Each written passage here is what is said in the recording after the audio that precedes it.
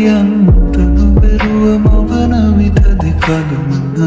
ඒනිසාදෝ වරගැසුණුද කොපුල් අතරේ රැඳුනේ පෙම්සිනා මංවිතුගෙව නුඹ ළඟ ඉඳගෙන වරුව දෙස බලමින් සැනසෙන්නට මදකට ඉඩ දුන්නා නම් මට එළිය කරන්නට තිබුණා ඔය හිත ඇතැසුමක හැරේ බොහොමයක් කල් ගෙවී ගියමුත්